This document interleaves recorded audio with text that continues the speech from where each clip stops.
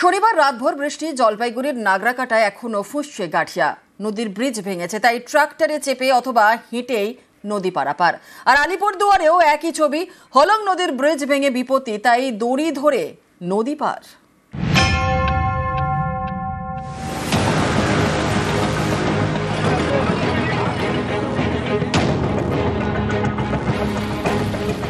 Bridge ভেঙে গিয়েছে, তাই বাধ্য হয়ে দড়ি ধরে নদী পার।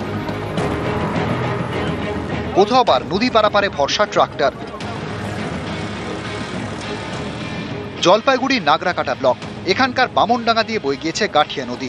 এক গ্রাম থেকে আরেক গ্রামে যেতে হলে এই নদী পার করতে হয়, কিন্তু নদীর উপরে কাঠের ব্রিজটাই তো ভেঙে গিয়েছে। ভেসে গিয়েছে অনেক কিছু, তার মধ্যেই যতটুকু বাঁচানো যায় সেই সব কিছু নিয়ে কেউ নদী পার হলেন ট্রাক্টরে, কেউ আবার হেঁটে।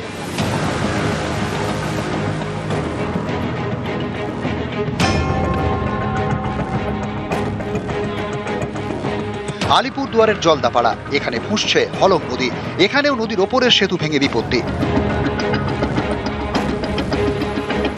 দড়ি ধরে অত্যন্ত ঝুঁকি নিয়ে পেরোতে হচ্ছে নদী।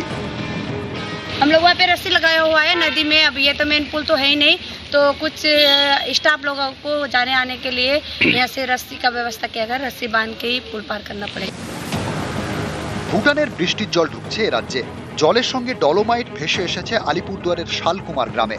ডলোমাইট মেশা জল ঢুকেছে এলাকায়। বিভিন্ন গ্রামের উপর ডলোমাইটের কালো প্রলেপ পড়ে গিয়েছে, চাষে ক্ষতিরও আশঙ্কা। কোন কোন কৃষি জমির মধ্যে এই ভুটানের নদীর জল ঢুকে গেছে, যেখানে একদম ডলোমাইট মেশানো জল, এবং সবজি মানে হেক্টরকে হেক্টর সবজির ক্ষতি হয়েছে শালকুমার হাটে, সেই সমস্ত কিছু হিসেব করবার জন্য নির্দেশ দেওয়া হয়েছে। অনেক জায়গায় বাঁধ ক্ষতিগ্রস্ত হয়ে গেছে। এইসব বিষয়গুলো সারাদিন ধরে খতিয়ে দেখা হচ্ছে, এরপর মেরামতির কাজ শুরু হবে।